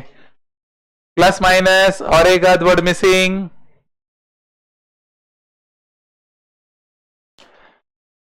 सारे आइटम्स का ट्रांसलेशन नहीं होगा, सिर्फ मॉनेटरी आइटम्स का होगा. कौन है monetary item? Debtor, creditor, loan taken. चार, पहला चार चार. हाँ, वो लोग का ही होता है ट्रांसलेशन. प्लांट एंड मशीनरी का नहीं करना है. मैंने बोला आपको तभी ही, दोनों का कानून. हाँ, नहीं तो आप मालूम पड़ा एग्जाम में भी करके आ रहे सब ऑल रिवाइज. गड़बड़. सब रिवाइज नहीं करना है. Clear on it? That's why you have to be careful with the words. Words के साथ बहुत क्लियर और केयरफुल रहना पड़ता है. एक मिनट रीड कर लो. I want you just read it carefully. क्या लिखा है? Monetary item should be reported at. Important. They should be reported at closing rate. अपना मिकी का एग्जाम्पल में चले जाओ. Mickey should be reported at. What was the closing rate? 83. 3 no.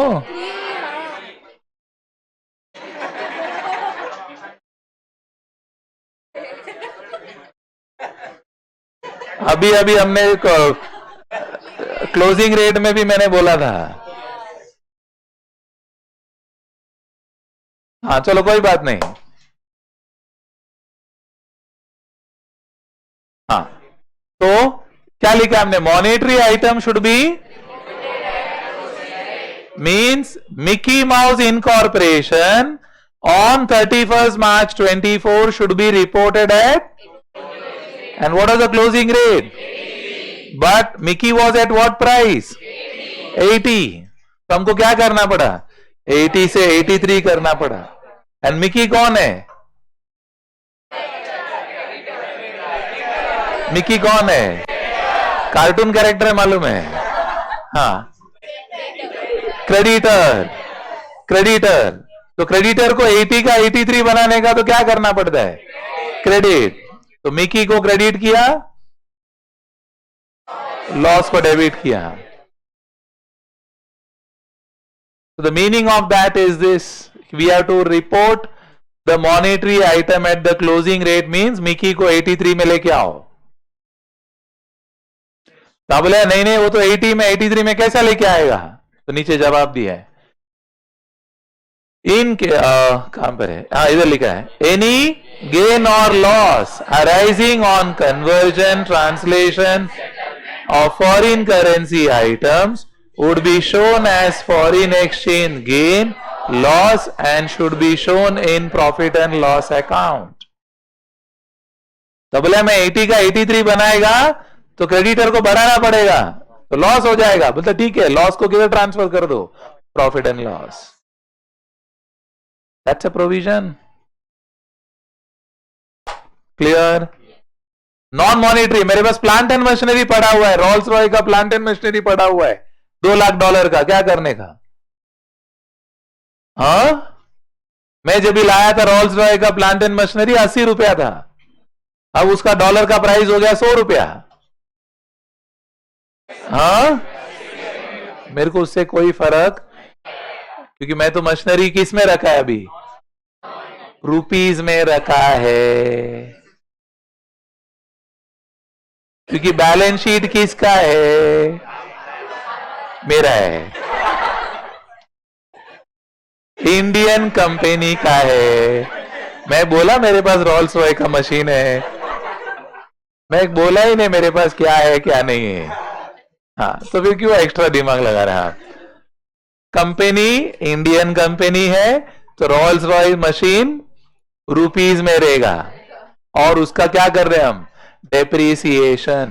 तो dollar का भाव 80 हो, 100 हो, 10 पैसा हो जाए, मेरा मशीनरी का वैल्यू में कोई फर्क, बिकॉज मुझे मालूम नहीं है कि वो बोल रहा है $200 का, मैं गया बोला चलो भाई मेरा रोल्स रॉय मशीन ले लो, बोलते बहुत खराब कंडीशन है, नहीं लेना है।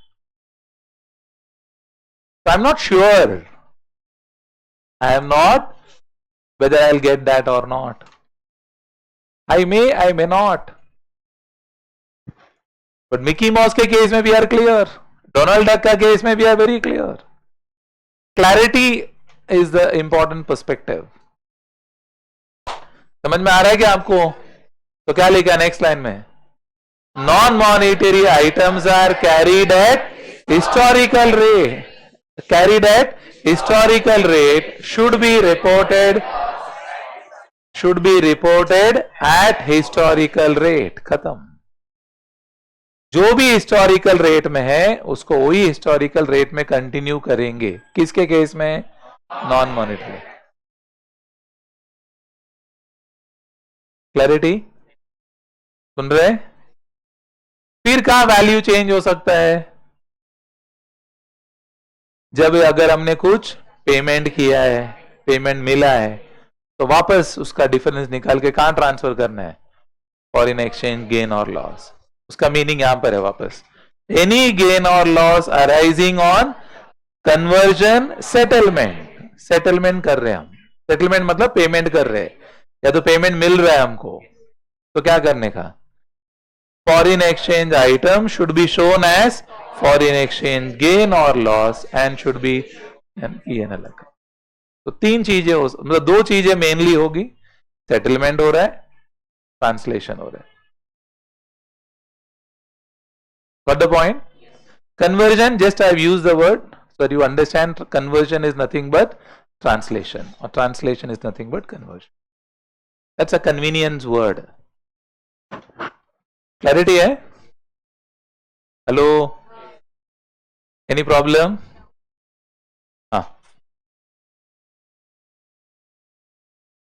Revaluation?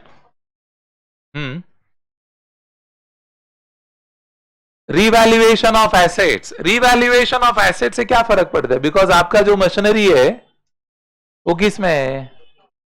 रुपीज में।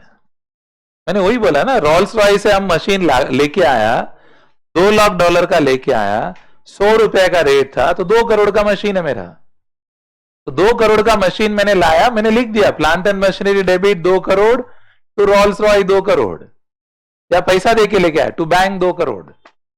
तो मेरे मशीन, मेरे बुक्स में रोल्स रॉय का जो मशीन है 2 करोड़ में है, मैं हर साल वापर रहा हूं, डेप्रिशिएट कर रहा हूं, तो 20 लाख रुपया हो गया। समझा, 10 साल का 20 लाख डेप्रिसिएशन हो गया, तो मैं डेप्रिशिएट करते ही जा रहा हूं, इट्स इन रुपीज। तो रिवैल्यूएशन भी होगा तो रुपीज में होगा, अब उसका डॉलर के साथ कोई संबंध ही नहीं है। क्लियर? हेलो, ध्यान है? कंफ्यूजन? पूछना है कुछ? क्या हो गया, समझ में आ रहा है क्या? We are building basics, because बाद में क्वेश्चंस में तो आपको मालूम है, मैं तो बोलेगा 1 मिनिट है तेरे पास, इतना भी नाही बोलेगा कधी सांगितलं हे, आताच सांगते हैं, पण आता रजिस्टर करून घ्या। Done? Down. Part 2 heading, part 3 heading subsequent recognition. हाँ, part 3 heading subsequent recognition. Subsequent recognition. Underline. Subsequent recognition underline कर दो। सब पॉइंट ए, सब point A, monetary items monetary items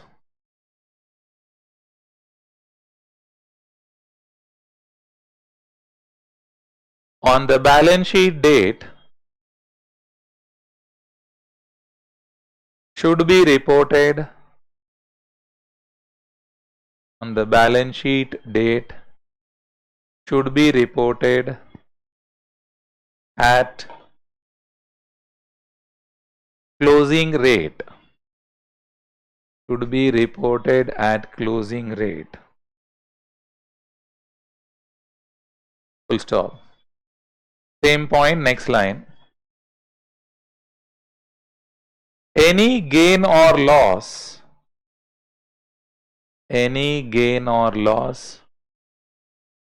arising on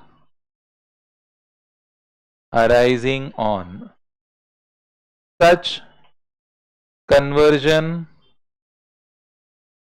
slash translation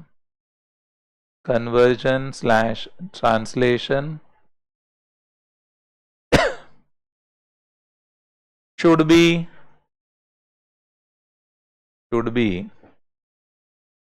recognized as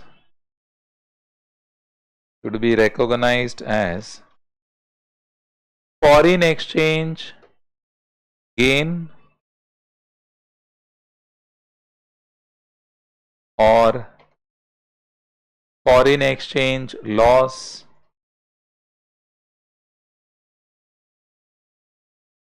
foreign exchange gain or foreign exchange loss. Full stop. Same point, next line. This foreign exchange gain or loss is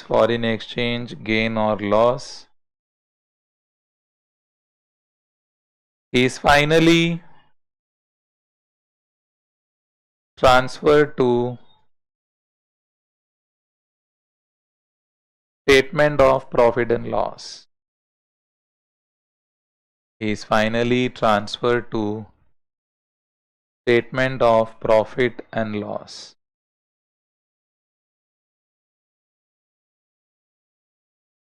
clear है इधर तक? समझ में आ रहा है कि नहीं आ रहा है? नेक्स्ट क्या हो गया? क्या?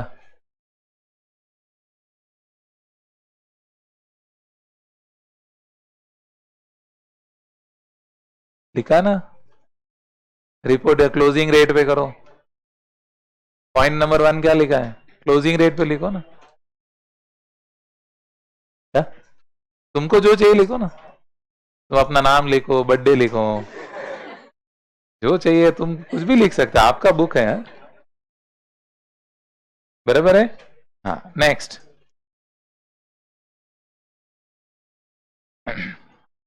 सब पॉइंट बी. सब point B. any gain or loss on settlement, any gain or loss on settlement of monetary items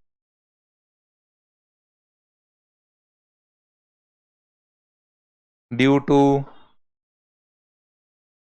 fluctuation in the foreign exchange rates,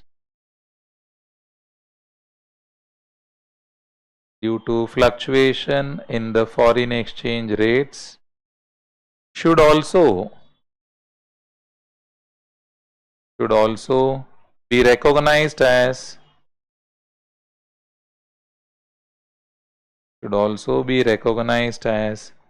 foreign exchange gain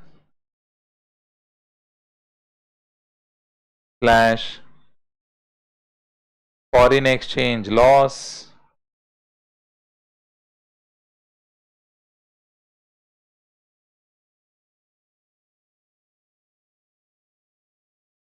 full stop.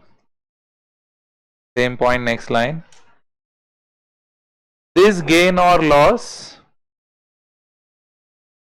is also transferred.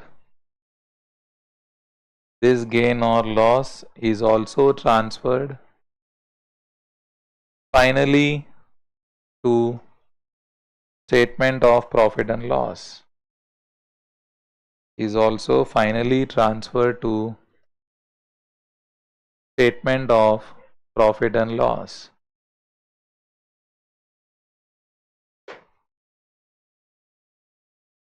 Are you clear on it? Got or no? Next, subpoint C. Head on. Non-monetary items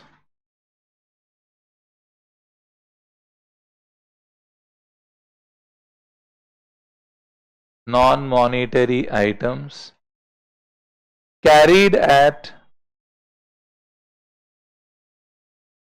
historical rates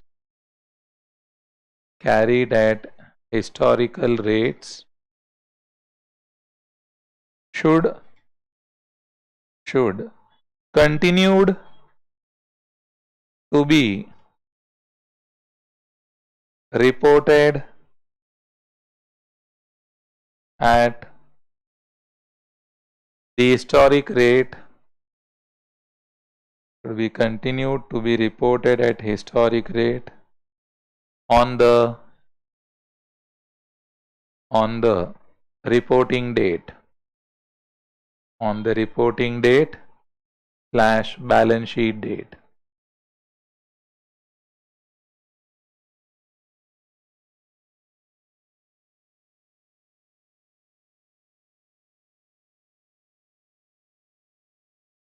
Are you clear on it? समझ में आ रहा है क्या? एक minute read कर लो, आपको कुछ confusion है क्या? एक बार रीड कर लो आप. इंपॉर्टेंट प्रोविजन है ये, इंपॉर्टेंट प्रोविजन है. एक बार रीड कर लीजिए जो नोटबुक में लिखा हुआ है. नोटबुक में लिखा हुआ पढ़ो, यहां से मत पढ़ो. नोटबुक में जो लिखा है वो पढ़ो. ये थोड़ा मॉडी सिंप्लीफाई किया मैंने, और भी सिंप्लीफाई किया उसको.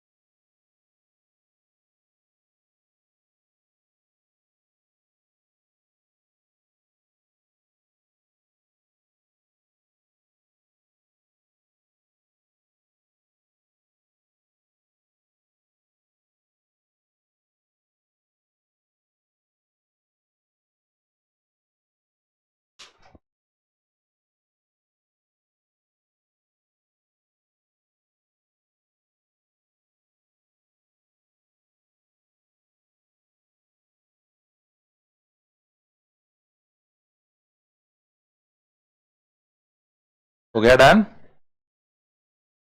क्लियर और नो?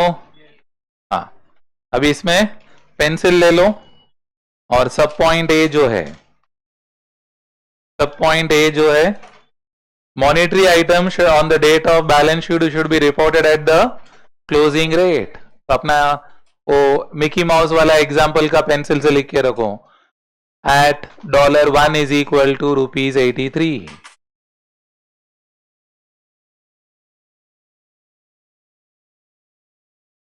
समझ में आ रहा है? तो इजी पड़ेगा आपको समझने में बाद में कभी भी. और उसके बाद सेकेंड पैराग्राफ बनाया ना, एनी गेन और loss on such conversion / translation should be recognised as foreign exchange gain और लॉस. बराबर है? उसमें पेंसिल से लिख के रखो 83 - 80 इन ब्रैकेट इनटू $60,000. 60,000 अपना बाकी था. समझ में आ रहा है आपको? 83 - 80 ब्रैकेट में इंटू $60,000 आया बराबर। सब पॉइंट बी में चले जाओ। ये सेटलमेंट का बात हो रहा है, तो पहला सेटलमेंट कभी हुआ? 1 फेब। तो 1 फेब लिख दो उधर, पेंसिल से लिखना है सब कुछ। 1 Feb, 1 Feb. Loss is equal to 85 minus 80 into 40,000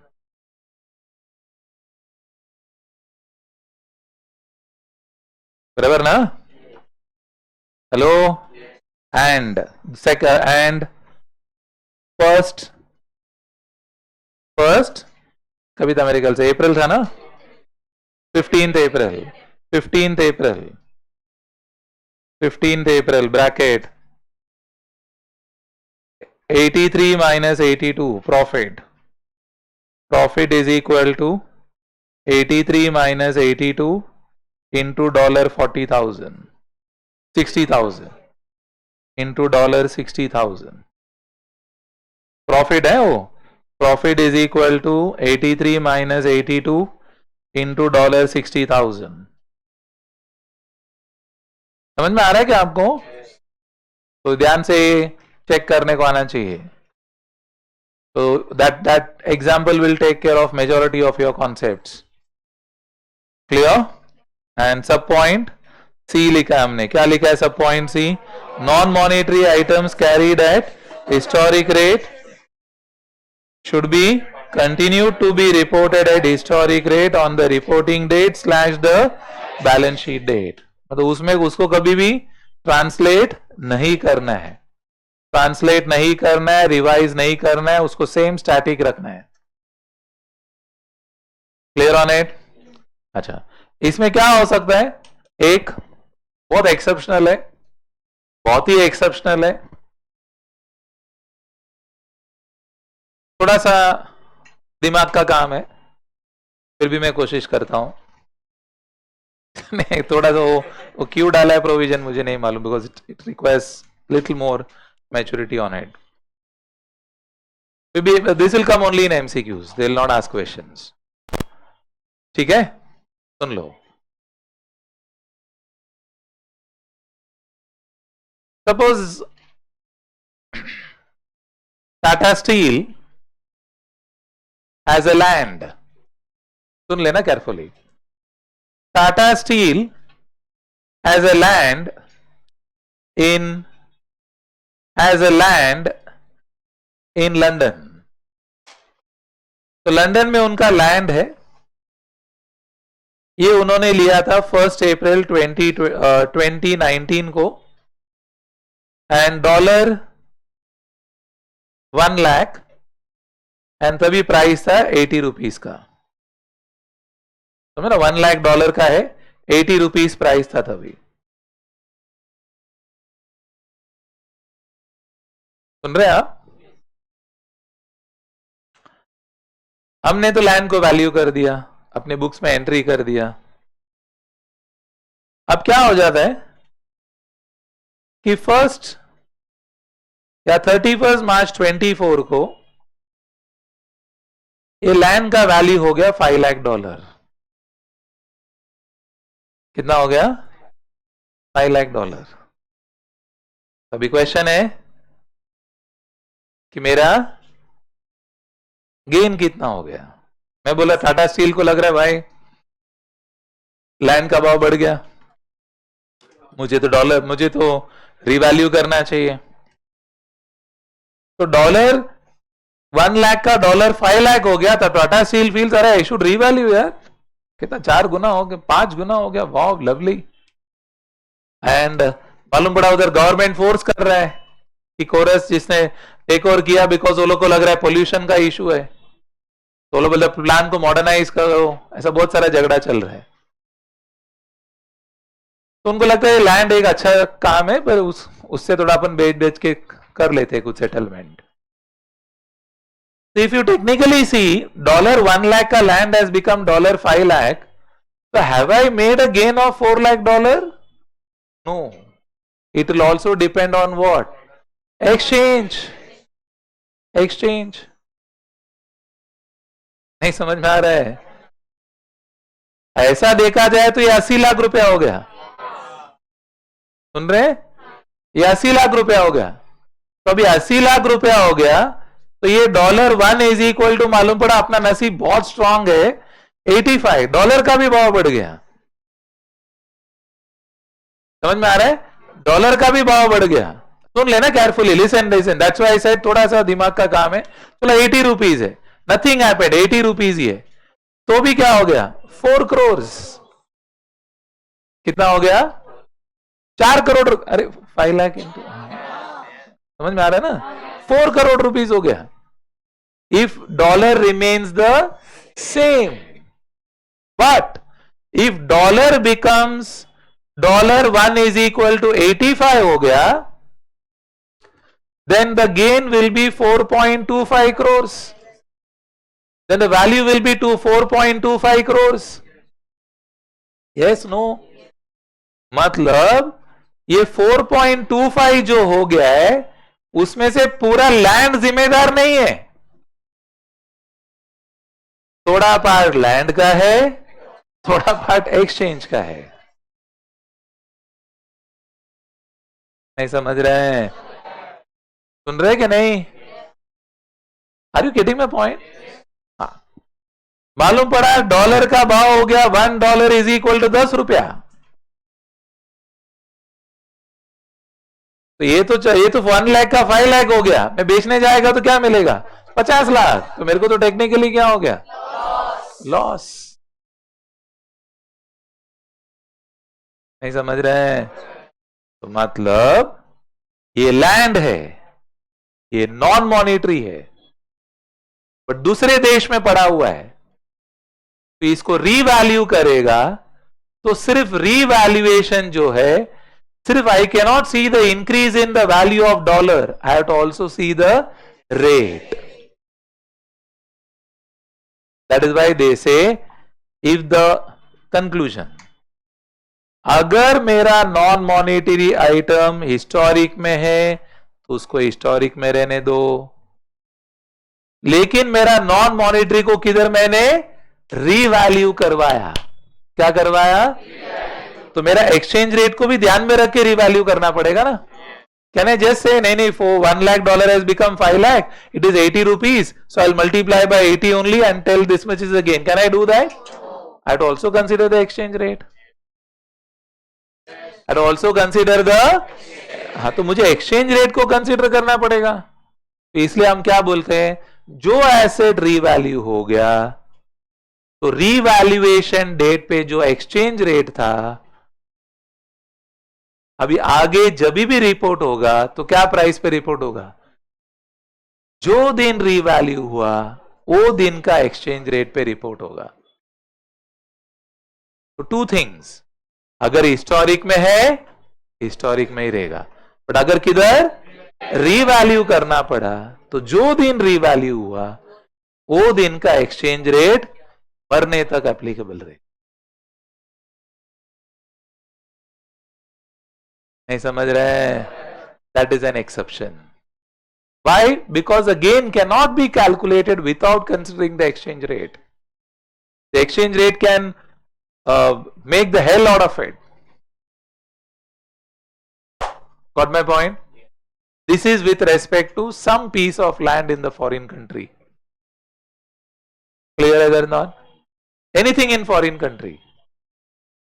Got my point? Note down kare. So the last point, with that we end. So happily you can note down. हाँ, नहीं better no, we are happy. हाँ, सब point D, हाँ बोलो किस पे, हाँ जो भी रेट के साथ मल्टीप्लाई किया उस पे करो। $5 lakh मालूम पड़ा, it has become 85 rupees, so 4.25 crores मेरी वैल्यू होगा। So 80 lakhs I will bring it to 4.25 crores and say it has been at on that date the exchange rate is 85. It will continue to be at 85. Write down. Sub point D. In case of non-monetary items, in case non-monetary items, in case of नहीं है, in case non-monetary items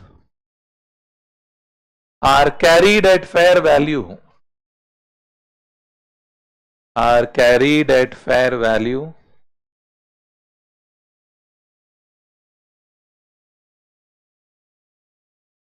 due to revaluation model followed by the entity, due to revaluation model followed by the entity,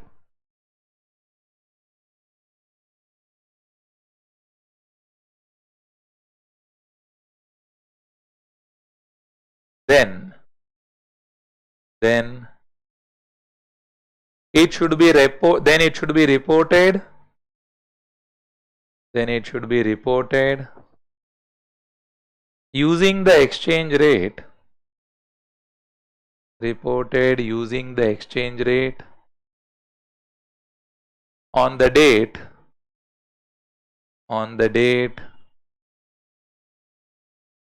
when the fair value was determined,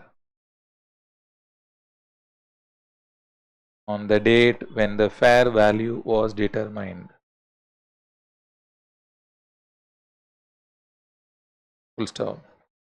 Example, revaluation of piece of land in London. Revaluation of piece of land in London, comma,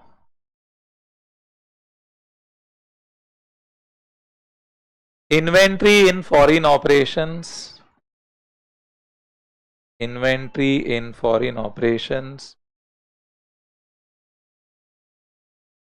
reported at NRV, reported at NRV,